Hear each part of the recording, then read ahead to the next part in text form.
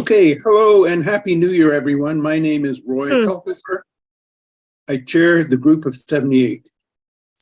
We hope you've had a restful and joyful holiday break and that your resolutions for 2023 include working with the G78 to face the challenges of world peace, economic and social justice, and planetary survival. So welcome to this, our first webinar of the year, reflecting on the two major international climate and environment-related conferences held late last year, COP27 in Sharm el-Sheikh, Egypt, and COP15 held in Montreal. What was achieved at these conferences? What was not achieved? And how can we build on the achievements and remedy the failures?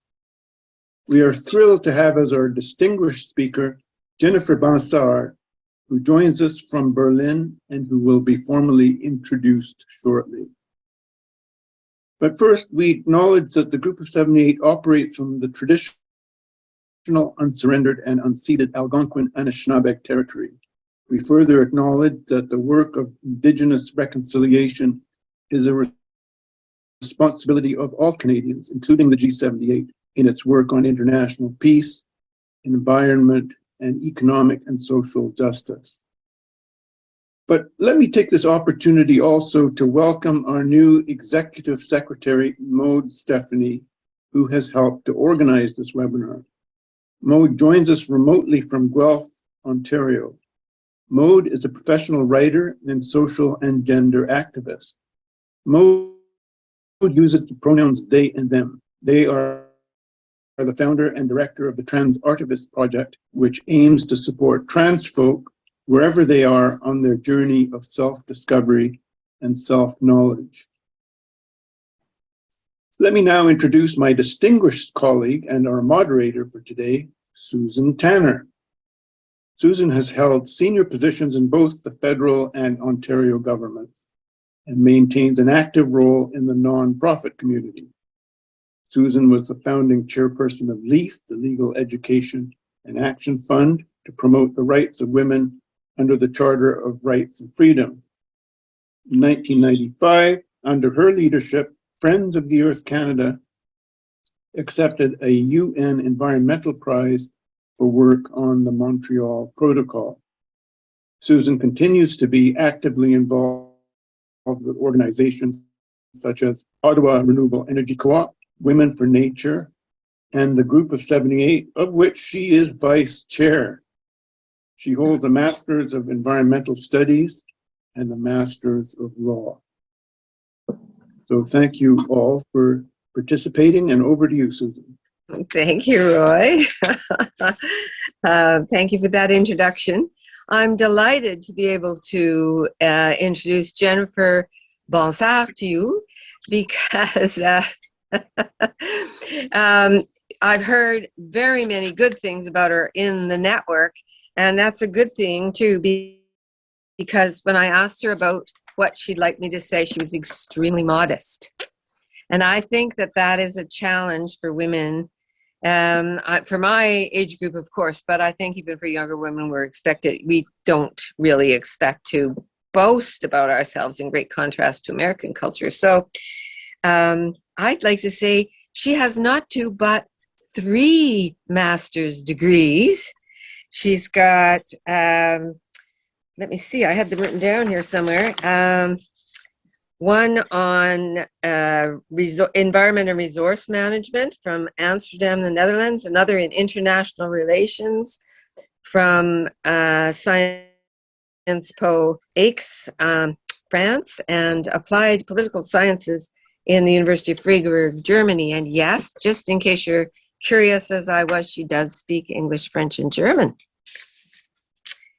So Jennifer is a team leader for the Earth Negotiations Bulletin from IISD, and I know that some of you do follow it. So there are some people, Jennifer, who actually may have read in detail about some of these agreements, although not all of us. And she is now working on a PhD at Potsdam on natural systems as carbon sequestration. So it sounds like we will hear about Jennifer on other topics in the future. Right now, she's working with the IISD, and I imagine also on the PhD. And she is the leader for the Earth Negotiations Bulletin, as I mentioned. But she has also experience working in the Secretariat of the UN Biodiversity Convention in Montreal and at the German environment industry. And I wanted to say that as leader of Friends of the Earth Canada, I was present in 1992 when the Biodiversity Agreement and the climate agreements were signed. And frankly, and part of the reason I'm part of this organization is that I'm disappointed. We had lots of warnings, and we've had quite a few years, and we haven't risen to the occasion. So I hope you have good news for us, along with critical thinking, which is so important to government policy and particularly to this group. So I'm really looking forward to your wonderful presentation on both the Climate Conference of Parties and the Biodiversity Conference of Parties. What do you, Jennifer? Yeah, thanks a lot for the kind words, and thanks for having me. It's a really nice opportunity to be able to start the year and reflect a bit on progress made on climate change and biodiversity governance. So I'm going to start sharing my screen already. I prepared a little presentation. All right, so you should be seeing the presentation now. Yes, but it's not full screen. Yeah. Oh. Great. It is not? Not? Perfect. Yeah, all right. So again, thanks a lot for the introduction. As Susan mentioned, I am a team leader with the Earth Negotiation Bulletin. And for those that don't know it, it's an organization that has been covering international environmental negotiations for the last 30 years. So we are at the late hours in the conference rooms when negotiators are working on climate change, on biodiversity, on issues related to agriculture, to migratory species. We cover really like a range of processes. And I myself work mostly on climate change and quite a lot as well on biodiversity. So although I haven't participated in the biodiversity conference this year, I have in the past, and as Susan said, I worked in the Secretariat of the Biodiversity Convention for a bit. So I'm confident that I'll be able to retrace my colleagues' insights that were physically at the meeting. All right, so let's start a bit with an introduction, maybe getting everybody a bit on the same page of what is this acronym? What does the acronym of a COP stand for that you read a lot in the media about? So it literally stands for Conference of the Parties. So a COP is basically the decision-making body of an intergovernmental agreement.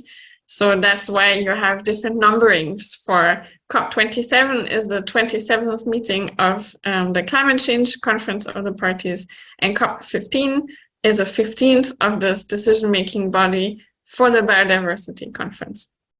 And these COPs within each of their processes meet at regular intervals. So within the climate change process, they meet every year in November, December.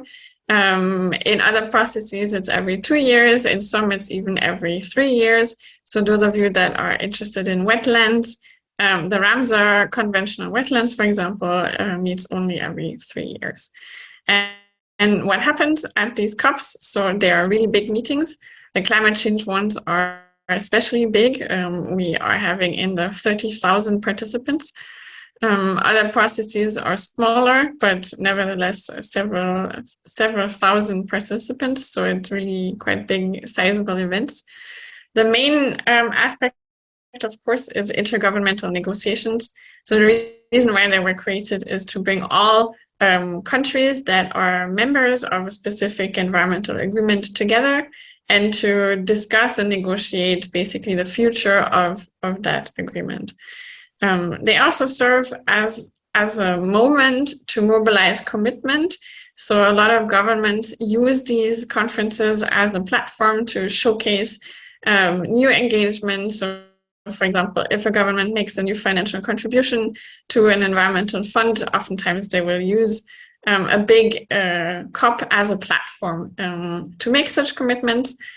Of course, it's also a big site for lobbying and activism. So you have different sorts of interest groups that try and come to these conferences and inform negotiators. So you have a lot of civil society that participates in these meetings, try and keep track of negotiations and talk to country representatives and feeding them, positions, trying to push for ambitious outcomes on a variety of issues.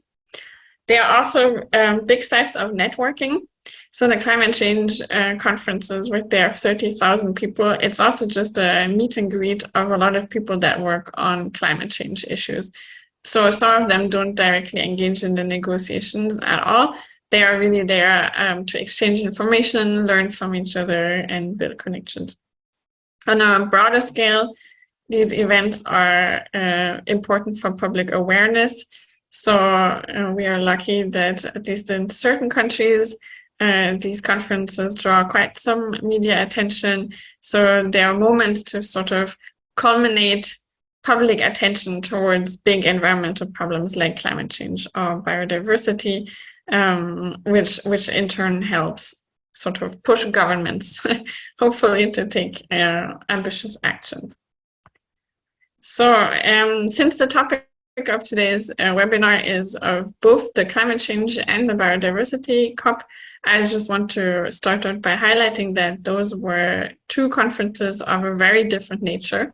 So the climate change conference was not planned as a big milestone event. It was more sort of an intermediary COP between big milestones. The one big thing that really did materialize is a lot of momentum on the issue of loss and damage that I go into more details later on.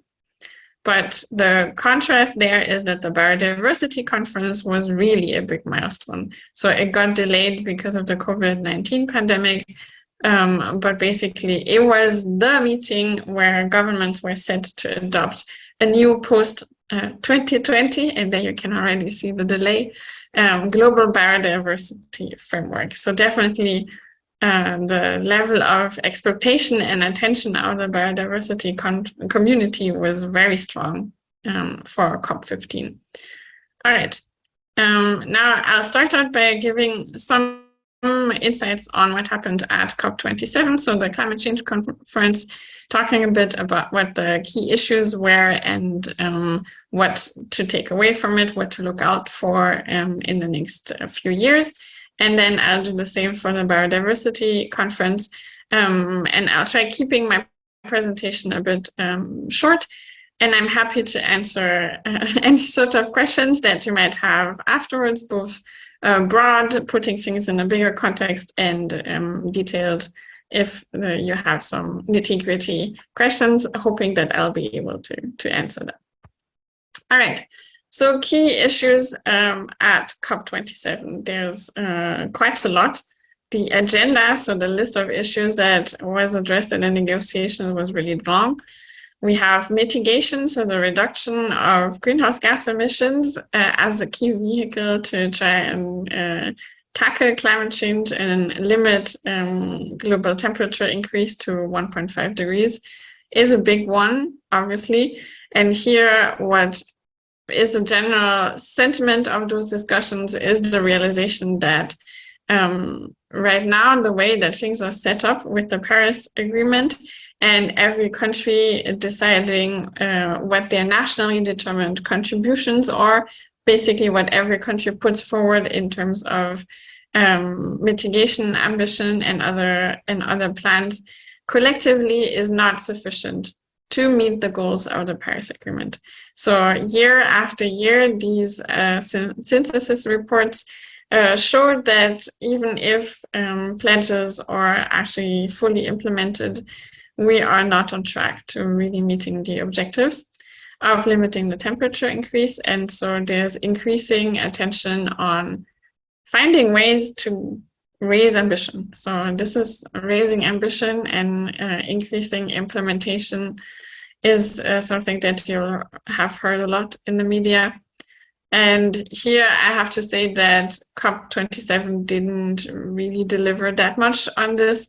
So at the previous meeting, there's been calls for countries to submit new plans nationally, so raising ambition in their nationally determined contributions. Only a few countries really submitted new plans. And so this time again, there's a new call to do so. There's a work program that was created to try and discuss how best to increase ambition, but it's quite contentious because a lot of countries, and here in the climate change process, they use the term developing countries, are quite wary of renegotiating responsibilities and renegotiating the Paris Agreement.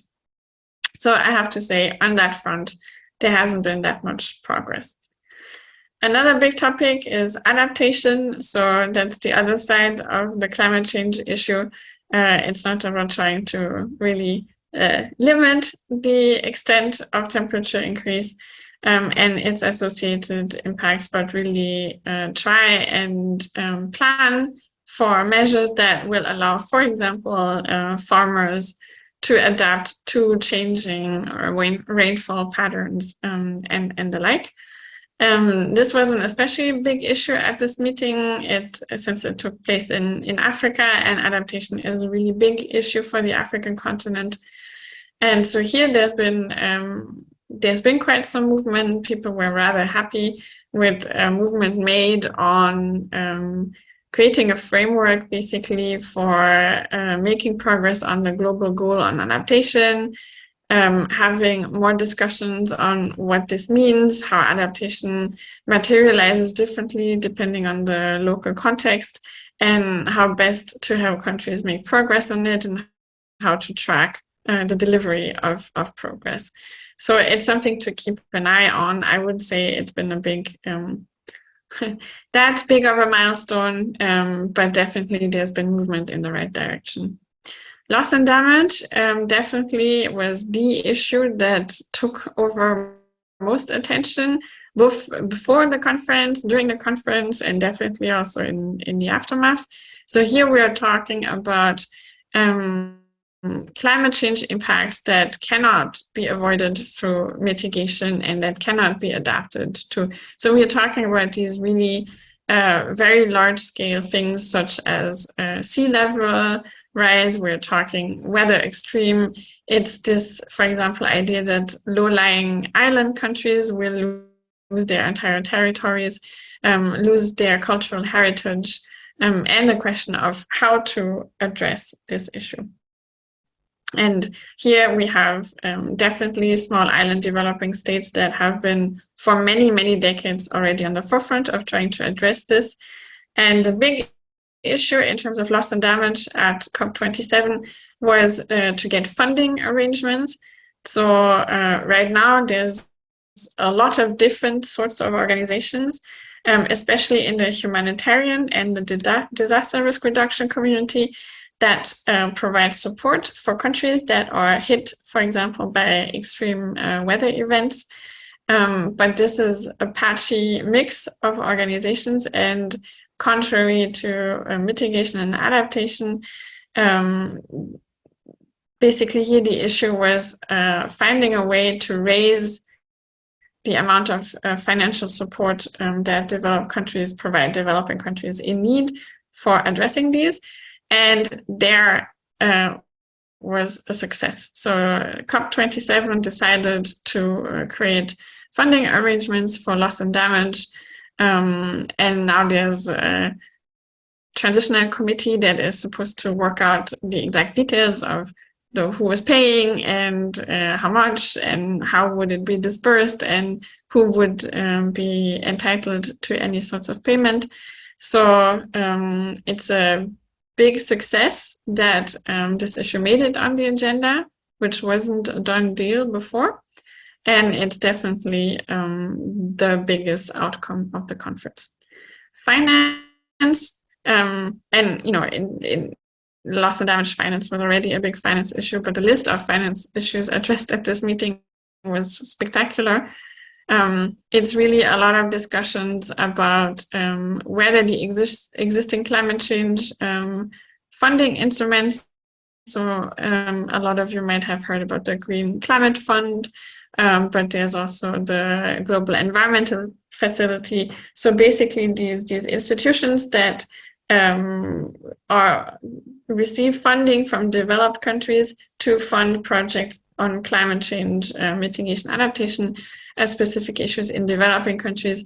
And here there's a lot of negotiations about how to improve these processes, how to make sure that countries manage to access financial support in a timely manner, and lots of discussions about pledges. So there's this big pledge by developed countries to provide $100 billion in climate finance by 2020, and this goal was not met. So you can see a bit of the tensions within the climate change discussions about the provision of finance. And lastly, the global stocktake. So the global stocktake is the mechanism that was built in the Paris Agreement to basically assess collective progress made in implementing measures and getting towards reaching the objectives of the Paris Agreement. The idea is that through a multi-year process where you have dialogues, academics, civil society, businesses, different types of actors showcase what they've been doing, where the barriers are, where opportunities are, that this will inform the tracking of progress and especially inform countries in revising their next nationally determined contributions. And right now we're nearing the end of that sort of first assessment phase, several years after the Paris Agreement was adopted, to really take stock of where we are at and how we're faring collectively. So basically, what does this mean going forward? There's a lot of very many individual things to look out for. Obviously, a big question mark is going to be how is this loss and damage fund going to be operationalized? Because for now, there's the decision to have such funding arrangements, but none of the detailed modalities are set out. So definitely a big need to keep an eye out for that to ensure that it's actually up to the task. The global stocktake will at the end of this year consider its political outcome. The global goal on adaptation will move forward with the framework, the mitigation work program I mentioned, and then there's a whole new host of other processes that are being launched within the process. So on a new finance goal, so starting 2025, there's the objective for a newer and higher, more ambitious goal for collective provision of climate finance. There's also dialogues on climate finance flows, so talking about the role of multilateral development banks. But there's also other processes, so the concept of just transition, for example. There will now be a work program on basically talking about how a country can operate a transition towards a low greenhouse gas economy and how to accompany workers, for example, in that transition.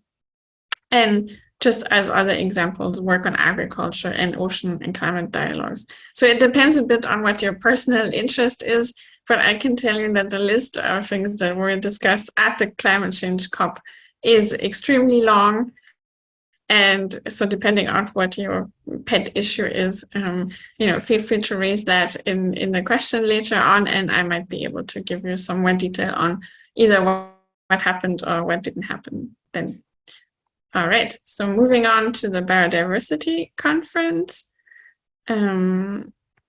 Here, As I mentioned earlier, the big thing for the COP15 within the biodiversity process was the adoption of a new global biodiversity framework. So this is the biodiversity equivalent of the Paris Agreement for climate change. So basically setting out the multilateral processes plan for what is a vision for biodiversity protection until 2050, what types of targets to specify until 2030, how to monitor progress, what indicators to report on, and that has been in the making for several years. So delegates had to agree on really the nitty-gritty of how much percentage of protected area coverage we should be aiming for across different spaces. So talking about land area, but also about marine areas, for example. Really a detailed question of what is really needed to achieve a vision of living in harmony with nature. But in addition to that, there were, of course, also sort of the regular biodiversity negotiation process issues. So here you see the acronym DSI, which stands for Digital Sequence Information. So this is a really technical thing. Here we're talking about basically accessing genetic resources, and based on the genetic profiling of, for example, plants, being able to make discoveries, maybe develop medicine based on that. And that's been a really tricky issue within the process. There's also been a lot of discussions on marine and coastal biodiversity. So it's been a process that has been launched for many years and has now really reached a big level of maturity. So lots of decisions were adopted on marine and coastal issues, also on island biodiversity specifically. And so there's been lots of progress on this. Health and biodiversity, and here nobody will be surprised since we're still dealing with the pandemic. That is now I don't know how to pronounce it in English. Actually, It doesn't matter. a zoonotic disease, so a disease that moved from animals to humans, which is a great illustration, right, of how closely we are linked and how closely human health is linked to ecosystem and animal health. And so here the objective was actually to also adopt a big health and biodiversity plan. And unfortunately, that didn't work. So they are pushing the adoption of this new biodiversity and health plan for a subsequent meeting. Something to look out for in that regard. But a lot of work has been going into this issue, a lot of cooperation also with the World Health Organization on that. So definitely something to see and expect movement in that area. A last issue that I want to highlight, maybe interesting for some of you depending on your private functions, is that there's been lots of movement on subnational governments. So there's been a big decision at this COP on how to involve cities and regions, other subnational governments in biodiversity governance. And so basically how to integrate the work of cities within what their countries are aiming for in terms of protecting green spaces and nature. And this is a relatively new feature, and it's also quite a progress compared to how slowly the incorporation of subnational government has been in other environmental processes. So this here is a bit going into the detail of what is this new global biodiversity framework all about. So this was a big success of COP15 in Montreal. Now we have a plan for the next decade and a vision up to 2050. The general feeling is that it's quite a success. The global biodiversity framework is more inclusive and comprehensive than the predecessor, which were called the Aichi targets. The targets are more specific, measurable, they are, some say, more achievable and relevant, and definitely they are time bound. So that makes the tracking of progress easier. There's some targets that really stand out. So two of them are related to the coverage of protected areas. So you can see here the comparison on the slide. Countries agreed to conserve 30% of terrestrial, inland water, coastal and marine areas by 2030, which is quite a big increase, both for terrestrial areas and for coastal and marine areas compared to what the previous target was. There's also a target of restoration, so areas that are already degraded and should be restored. Here also the target is up. And another big thing, and that is really a big milestone within the biodiversity community, is that we have quantitative targets for resource mobilization. So there's an overall target of 200 billion US dollars that should be mobilized by everyone, for including for use domestically. And then there's a specific goal of 20 billion per year, and up to 30 billion per year from 2030. That is this idea of developed countries financially supporting biodiversity action in developing countries. So this is something that we've seen for a long time in the climate change process with specific numbers. And here it's a really big step forward to have this in the biodiversity process. And another thing that goes a bit into the same direction is that there's a target on eliminating harmful subsidies and incentives. So those of you working in the agriculture sector or in fisheries will be well aware of different types of subsidies that incentivize over-harvesting, for example, or that incentivize big landholders in adopting not exactly sustainable practices, whereas we could be using government public funding to actually incentivize and subsidize more agroecological practices, for example. So this is a big issue. And then there's a whole host of not smaller things, but more specific things. So there's specific targets on green spaces in urban areas. There's quantitative targets on reducing, like halving food loss, nutrients, pesticides, and also halving invasive alien species. So this is the idea of plants and animals that come from one location to a new location and then spread and take over that ecosystem. Those are only a few. If you're interested, I'd invite you to read the whole thing. These are really just some highlight. And here's my last slide. Based on this, what could you be looking out for within the biodiversity discussions? So the big thing, obviously, is how the global biodiversity framework will be implemented. So there's a lot of work to be done on the monitoring framework. So basically how to track progress, what indicators to use, what data, what methodology. And this might seem a bit technical and trivial, but the typical saying in the policy world is what gets measured gets done, right? And so it does make a big difference whether you have appropriate measuring approaches to track progress on your goal so that people can hold you accountable to that, or whether you don't.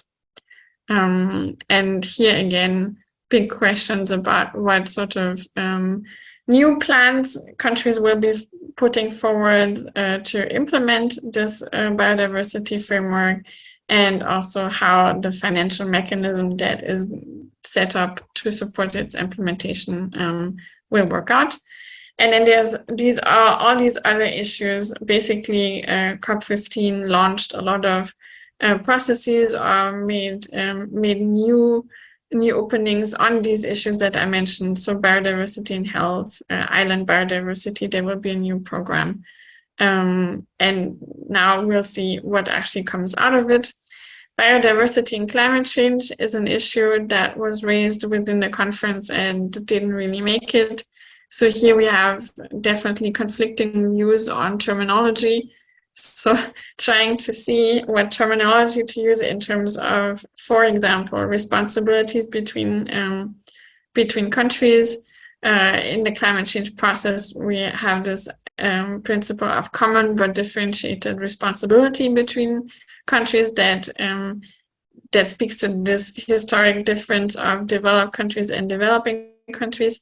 And here, some countries were very worried to see this terminology come into the biodiversity process, which uses different sorts of principles.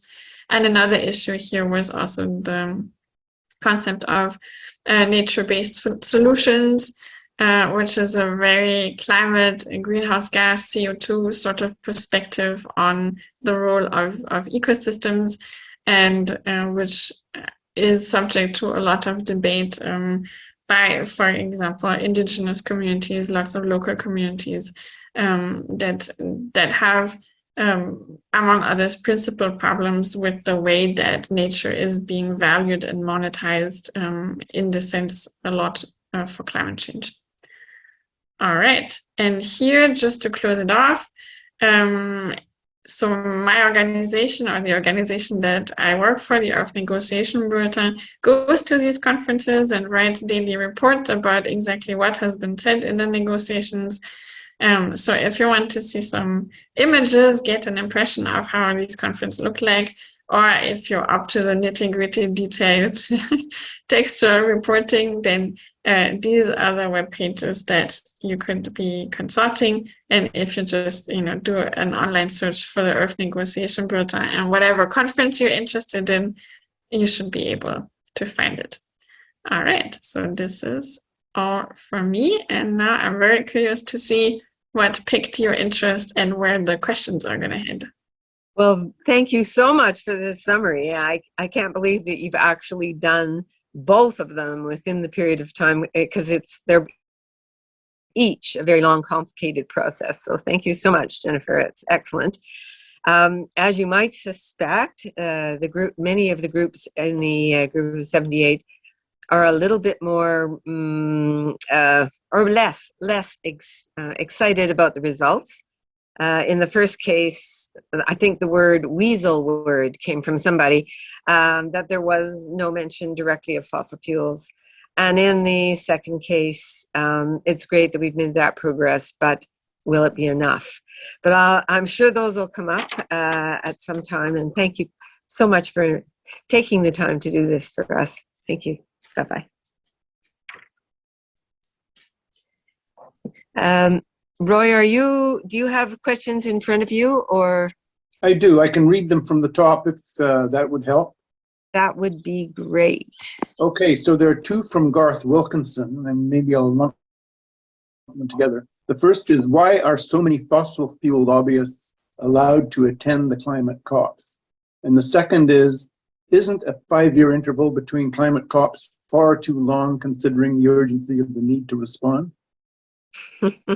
Yeah, happy to respond to that. So the fossil fuel lobbyist, yeah, that's a recurrent issue. So a lot of civil society organizations have been calling, civil society and specifically youth organizations, very prominently calling for a conflict of interest policy within the climate change process, and that hasn't made it anywhere. Definitely that goes into this direction, raising the question of what legitimacy do actors that are at the source of the issue of the problem have in coming to these conferences.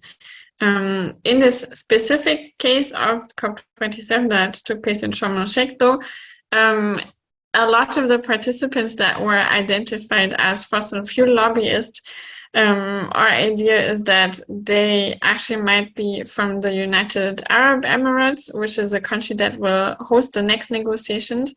And actually, a lot of them came to the conference to learn about how to organize such an event, start talking to governments on beforehand, prepare the next negotiations.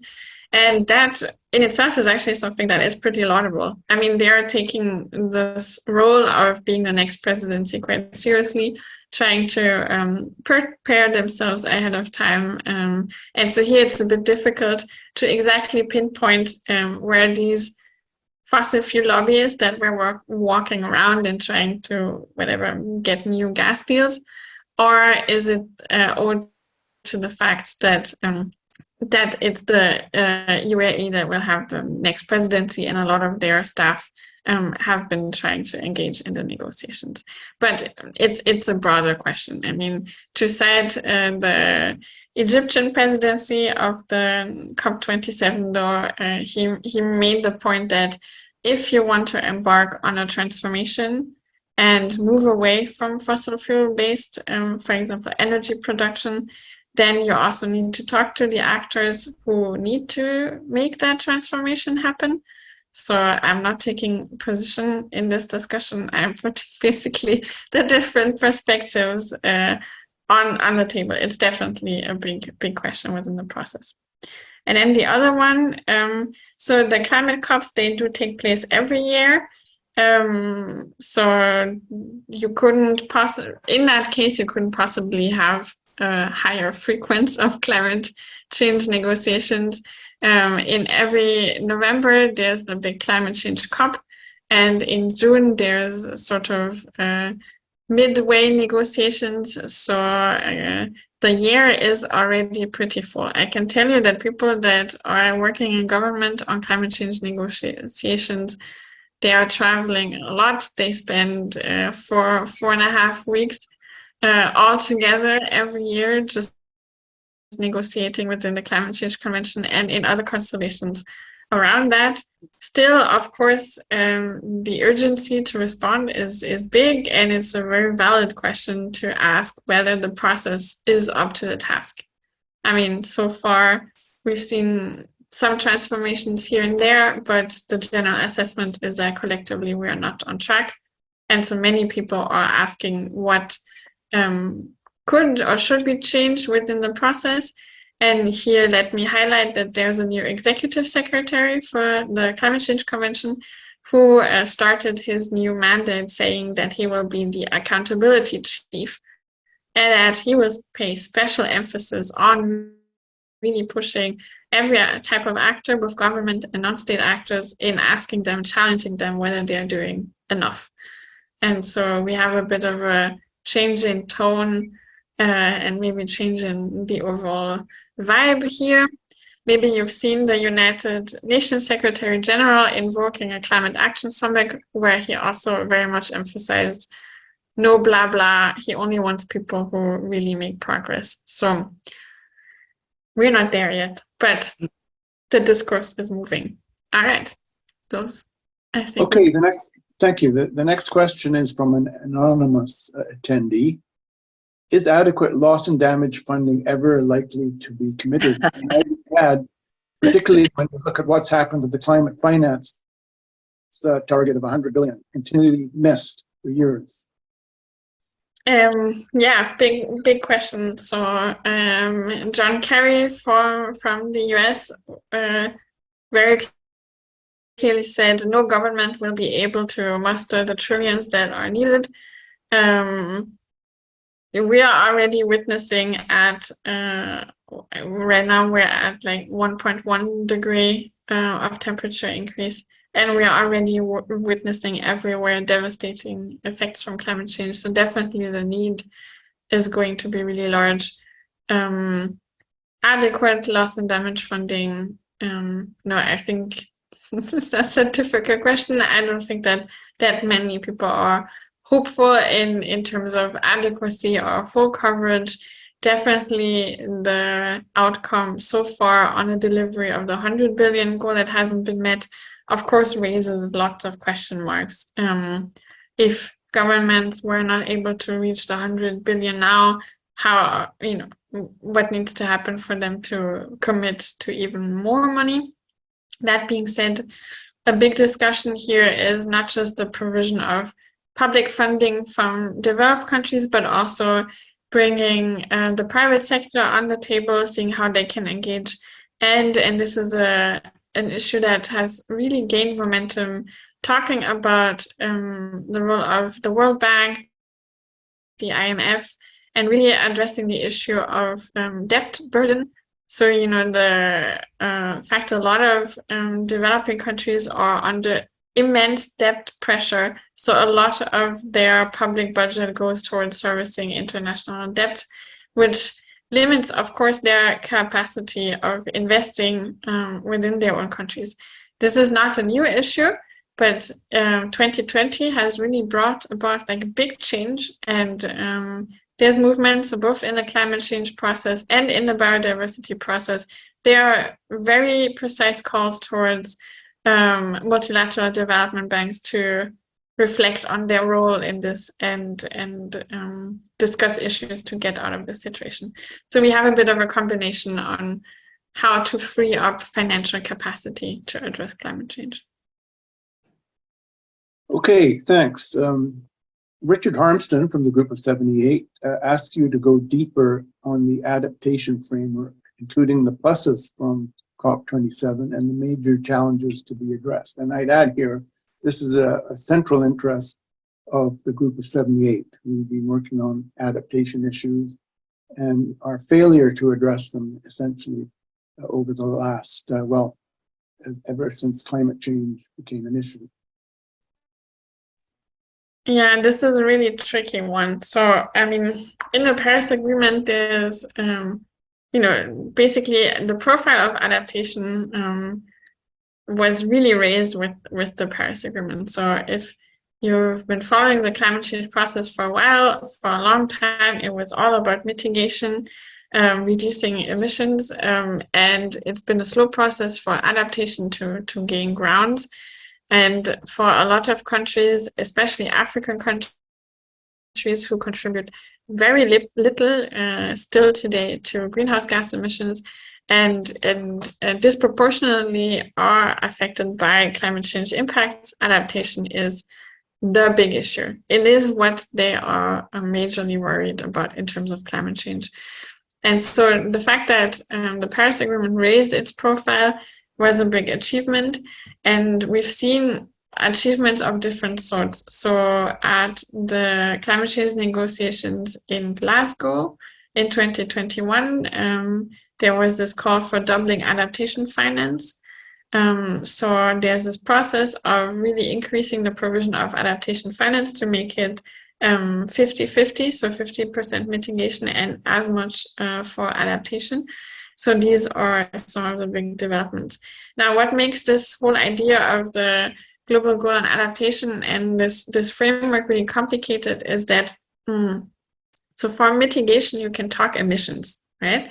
You can talk a percentage, you can talk a gigaton of CO2, of methane, you can talk about renewable energy targets. You can really make specific quantitative targets of what it is that you want to achieve, and you can compare things relatively well between countries. You can aggregate it, so you have this like big global number.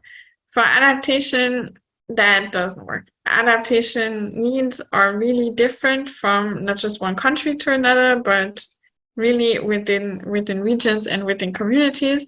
So that also means that adaptation measures will be very different for whether you are on a coastline and you need to build a seawall, or maybe you need to restore your mangroves, or maybe you're in the dry lands and you need to find a way to capture rainwater and have drinking water supply under changed climate conditions. And so those are the tricky things that make it really tricky to say, how are we doing in terms of progress in adaptation? What is not really working? How can we go about it? And these are the questions that they are trying to address. The IPCC has been doing increasing work on adaptation, also doing a lot of work on maladaptation. So basically projects that were intended for a good purpose, but had actually negative consequences in terms of adaptation. And so here we are gaining this more nuanced understanding of what the challenge is and how to go about it. But it's still not in its infancy.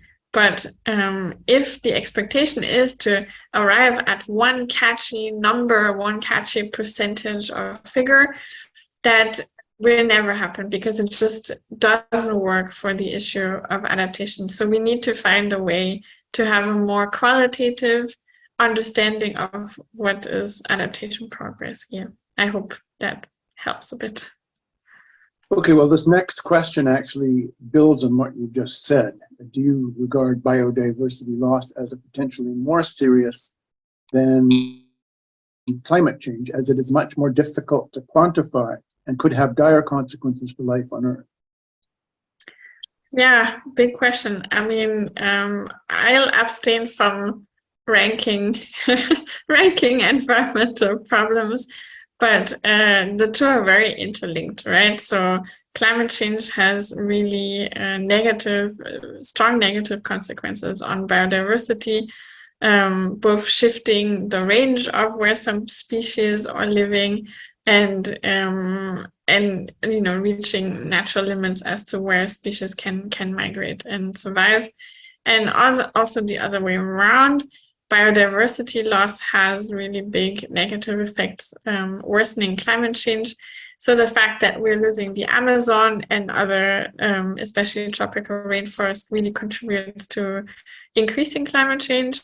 The fact that we are losing mangroves and seagrasses and other coastal ecosystems makes adaptation more difficult. So you really see a lot of links there. And they're just right now, so they're both interlinked in terms of causes and effects.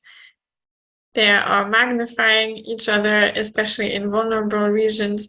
So you see some regions that are vulnerable not to just one stressor, but to really many stressors. And here I'd also like to point to, next to climate change and biodiversity, also talking about the issue of pollution. So here the UN Environmental Programme has been doing a lot of work on raising awareness of the magnitude, the scale of the problem, talking both in terms of chemicals, reaching very far away places in the Arctic that are still polluted with chemicals that travel far away distances. We increasingly discover that we have chemicals in our water, chemicals in our bodies, in placentas. You have newborns that are already affected with different forms of chemicals and microplastics. So I don't think, in this case, I don't think it really helps to say which is the worst and which has the biggest impact. For each and every one of these problems, you can show how big the problem is, how it is affecting a lot of people, how it is disproportionately affecting vulnerable communities in many countries, and how progress is limited so far. So we need more attention for both biodiversity and also other issues like pollution. Okay, next question is from an anonymous attendee who asks, the 30 target, that is 30% protected areas by 2030, is good, but is it enough rather than just an arbitrary figure which won't necessarily result in a sustainable environment? Yeah, very nice question, very tricky one. Yeah, I mean, it's a catchy one. Yeah, so that helps. As ridiculous as it sounds, the fact that you have a catchy title just makes it easier to communicate, to share. The fact that in the climate change process, we at some point could talk about 2-degree target. This is something that you can, vehiculate, talk about, communicate, rally people around. And beyond that, it is an ambitious target. And also it's really ambitious that it covers not just terrestrial areas, so on land, but also really talking about rivers, like inland waters and coastal areas and the marine area. So in terms of ambition, this is quite good, but then it's not just about the numbers, right? So a big question is about the quality of these protected areas, and that has been a big issue in a lot of countries that you have areas that are designated as protected, but then protection is not being adequately enforced. And so then you can report about, I have so and so on a percentage of protected area. If people are still illegally logging or hunting down wild animals within that area, then it definitely doesn't serve the purpose that it was intended for. So there's a big need of going behind the number and ensure that the quality is there, so that adequate protection measures are in place, but also asking exactly what areas are protected. So the idea here is the burden shouldn't be shifted to the areas that still have a lot of biodiversity. And here, for example, we really see the role of indigenous peoples, right? We know that areas that are under conservation or under management of indigenous communities have higher biodiversity than other areas. We know that biodiversity hotspots are around the equator. And so if we, for example, would put the burden towards saying, okay, well, we in our big cities in Western countries, we already cut down everything. There's not that much biodiversity left.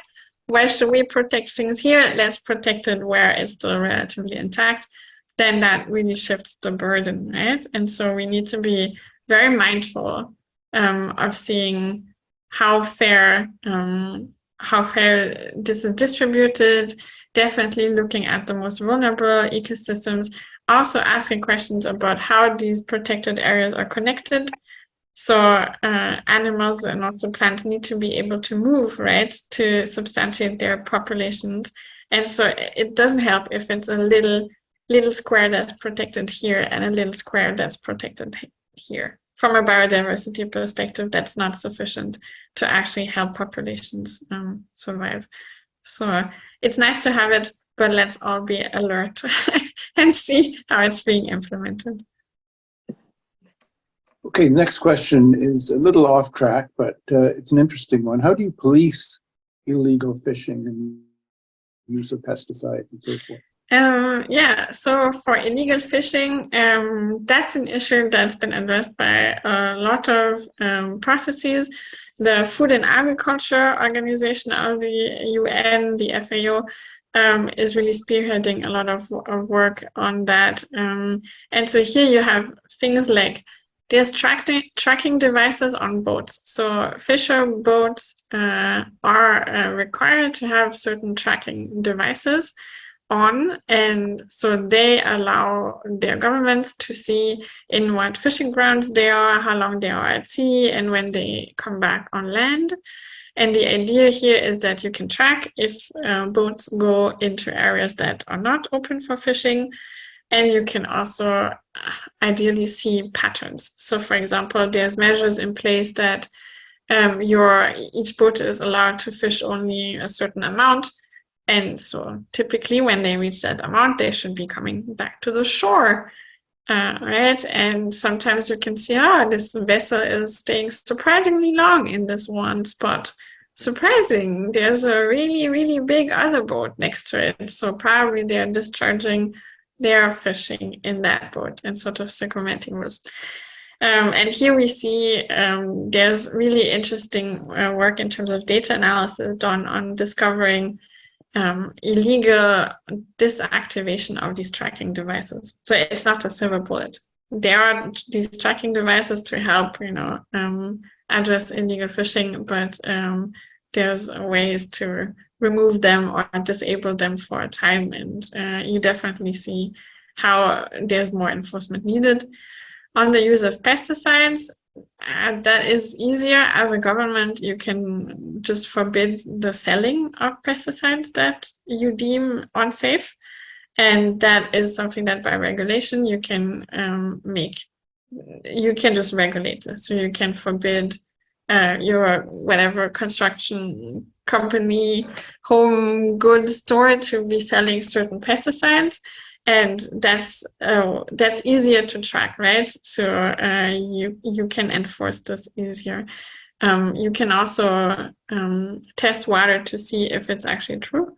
So if you have regular water monitoring and then you discover, in river XYZ, we have a spike in the use of a certain pesticide, then that's something that should come up in your monitoring, and then you should investigate and find the source of that pollution. So I'm not saying that any of these are easy, but there's more and more tools, also digital tools, that are being used to do that.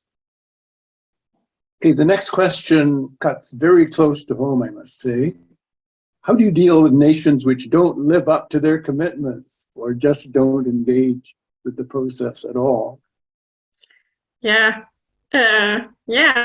very good question. I mean, I think a lot of people that are environmentally aware will have felt quite some frustrations with their respective governments.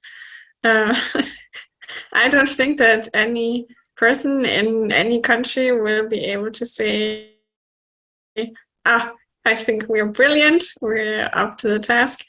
We often see a discrepancy between the rhetoric of our prime ministers, our chancellors, standing up and making big speeches about saving nature, and then quietly approving pipelines, quietly building new fossil fuel infrastructure, and other sorts of measures that are obviously in contradiction to the stated objective of limiting climate change and limiting biodiversity loss.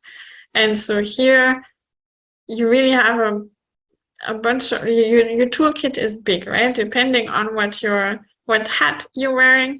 We are all individual citizens, so our biggest power is voting.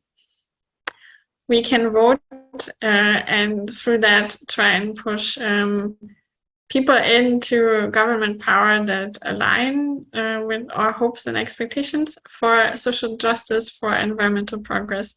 You have a lot of people that engage in civil society organizations that do events like this, right, on raising awareness, on just learning about recent progress, trying to talk to other people, talk to family members, talk to people in the community, and try and build up a sort of a groundswell. So not having the naive idea that because I recycle and I use solar energy, it's going to solve the problem.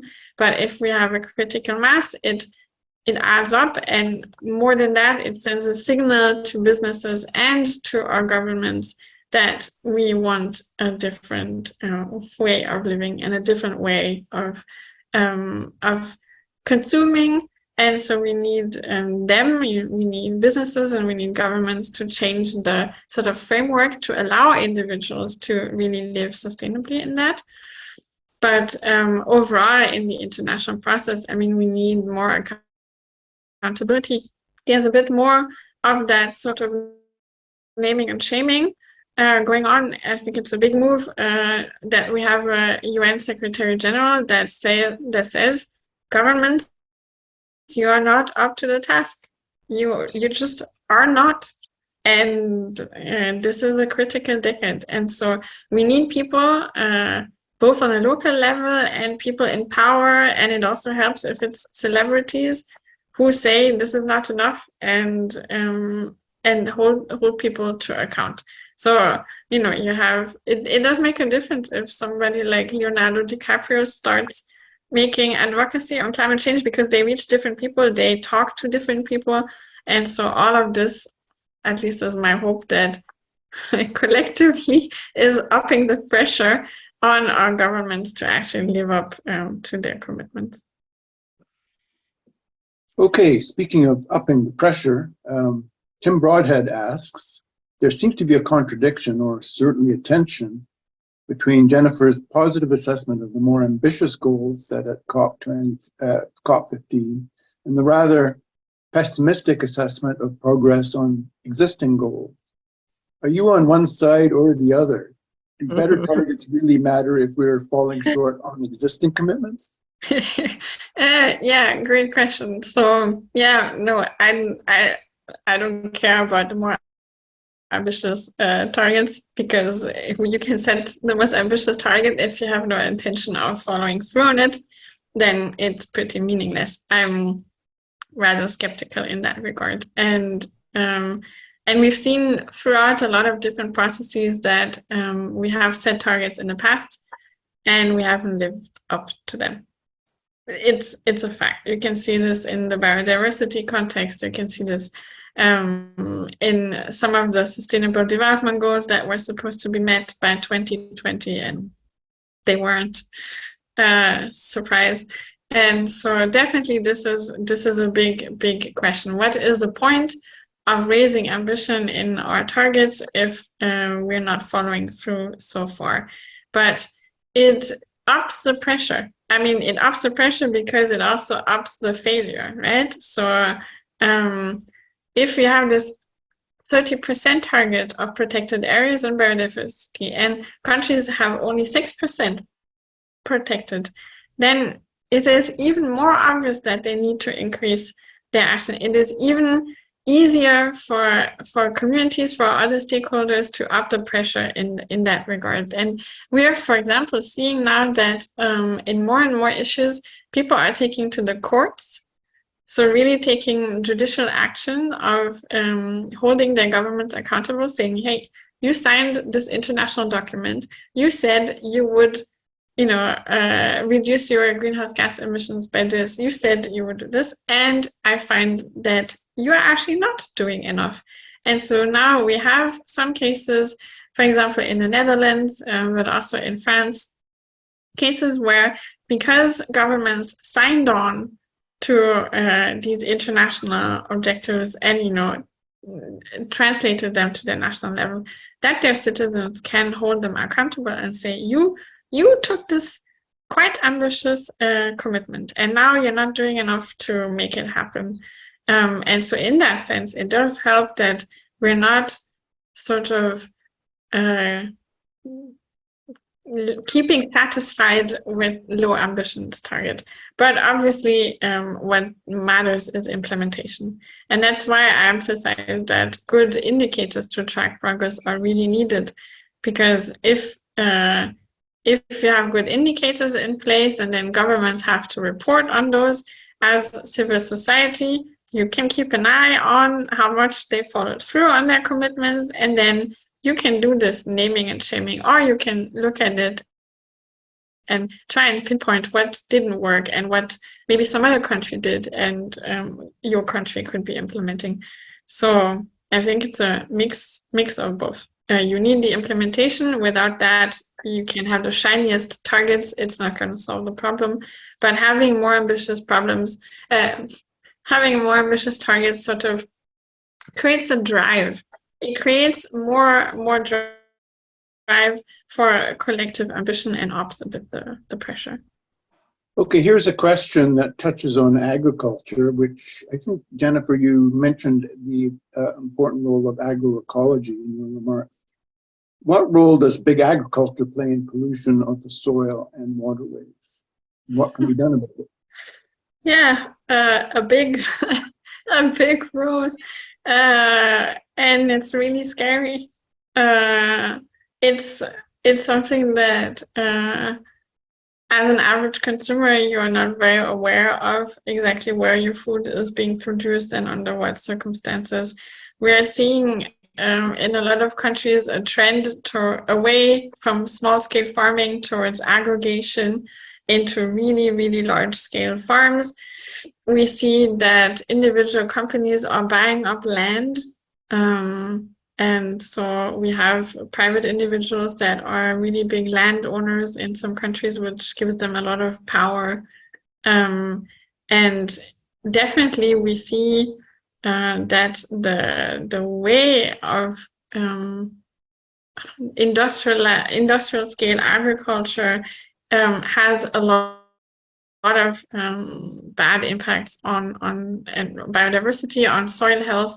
So definitely the way that we have been planting monocrops is the quickest way to deprive your soil of the nutrients that it needs and the balance that it needs to actually thrive on a long term. So we've been lucky to get away with it, with this way of intense agriculture for a long time, because we could add chemical fertilizers and pesticides.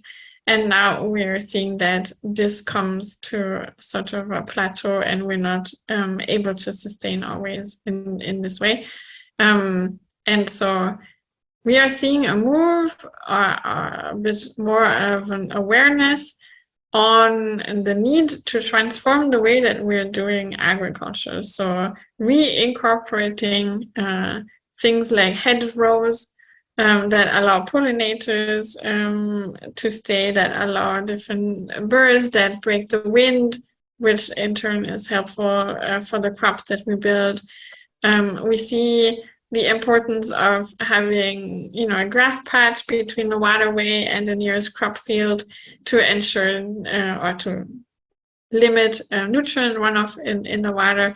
A lot of these measures can be implemented by big landowners as well, if we would compel them to do so, which you could. I mean, it's not a question of you can only do a good agriculture practice if you have a small patch of land, right? We could very well have regulation in place, and a lot of countries do so, about having a margin between the nearest waterway, or having mandatory crop rotation, for example. This is all that you can do, and you could also do it on a larger scale. But it's just a question of political will in that sense. And here the role of big agriculture is also pronounced in terms of lobbying, both from the production side, but also if you go bigger in the chain of who plays a role in like our food systems.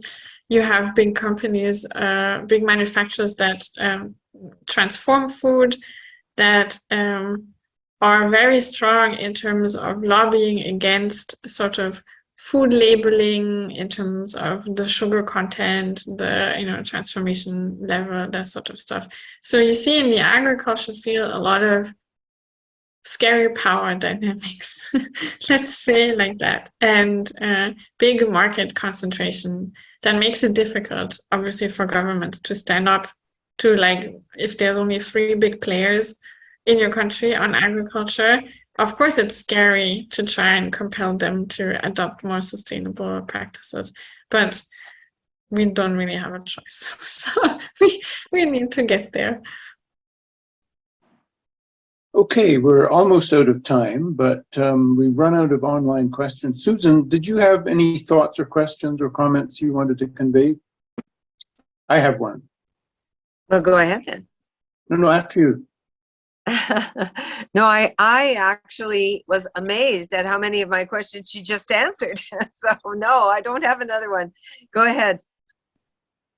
Okay, COP27 was taking place as the war in Ukraine was raging, and that has set us back on so many fronts. It's brought the return of coal, maybe nuclear power, fossil fuels, the whole shooting match, as it were. Did we take the right opportunities at COP27 to say, well, look, this doesn't make any sense, certainly not in the long run, but even in the short run, renewable power is now cheaper than, old-fashioned fossil fuel power. So it'd be very, I think, straightforward to make the argument that renewables is the way to go, not coal, not fossil fuels, not nuclear. Did it come up at COP27, and what was the nature of that discussion if it did? Yeah, so definitely it was sort of the general context, right? I mean, it had been over half a year that war was raging in Ukraine already. A lot of governments around the world had been scrambling to sort of reassess their supplier line of fossil fuel infrastructure, trying to get into business with new countries on the short term to to make sure bridge on the short term the supply gap. And also not just from the fossil fuel in terms of energy perspective, but a big thing was the role for agriculture in that sense as well, right? So we've seen food prices that really rise a lot because for a lot of exactly the fertilizers, you need a lot of fossil fuels. So you see a bit like these interlinkages. Did we rise to the occasion? No, definitely a big missed opportunity, because this was a big, or not just was, this is a big disruption, right? This is a big disruption, especially within the European continent that is very close in terms of gas supply to Russia.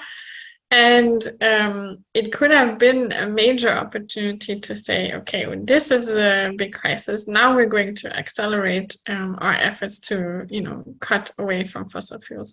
And we have this weird mixed picture of, on the one hand, we do see an increase in renewables in many, many countries, but we also see an increase of different fossil fuel infrastructure. So we see a lot of attention around hydrogen. We see a lot of attention around liquid natural gas. And now, countries are frantically trying to build new pipelines, new infrastructure that are going to create a sort of lock-in. So, they're investing a lot of money now, which means that these things are going to be on the grid for a while, because nobody's going to dare to take them off again. It also raises a lot of questions of legitimacy, internationally speaking, if rich countries are investing in fossil fuel infrastructure in this day and age, and at the same time expect others who have much lower levels of human development, much lower levels of historic emissions, asking them to reduce their emissions. It is very problematic for the multilateral faith in the process. In that sense, we are making ourselves easy targets because of this double-sided rhetoric of, on the one hand, expecting countries, for example, like India or China, to reduce their emissions and move away from fossil fuel consumption. Also asking fossil fuel producers, so countries like the OPEC countries that are producing a lot of the crude oil, to move away from that.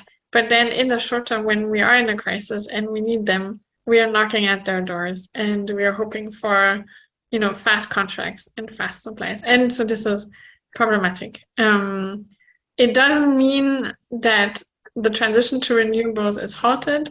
This is just happening. And as you mentioned, the costs, at some point, the markets are going to catch up, right? The costs are dropping so fast that even people who have zero interest in the environment, just because it's going to be financially really unviable to invest in fossil fuels, will catch up to this trend. But it's disappointing that we're not seizing the opportunity better.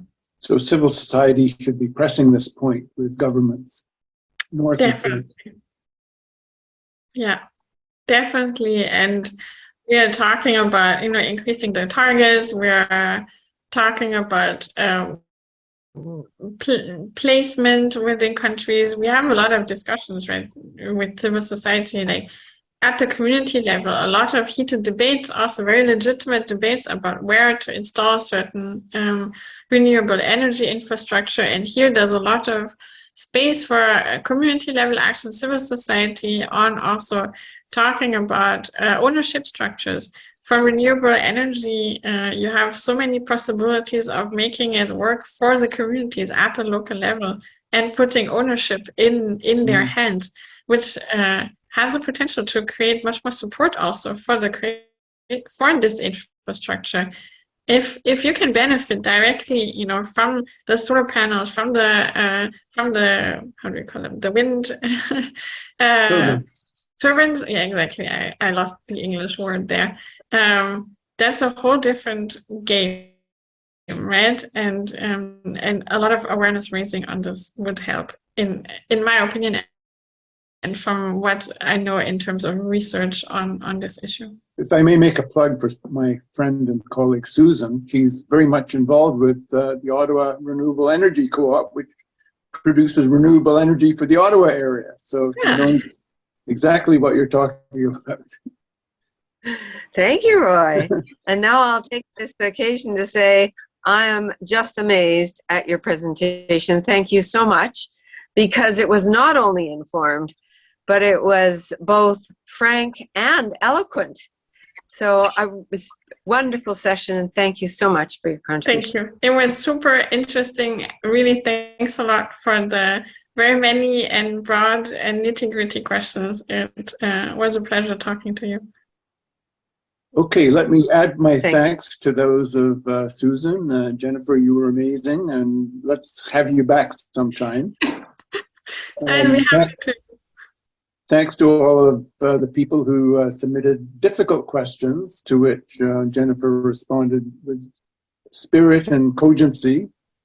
And balance. And balance, right. And thanks to Maude Stephanie, who helped to organize this session.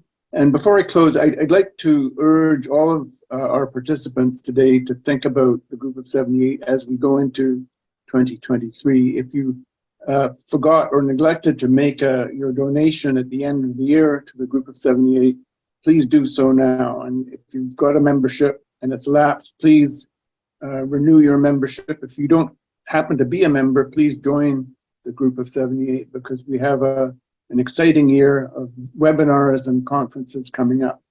Hopefully they'll be on a par with the one that we've just had today featuring Jennifer.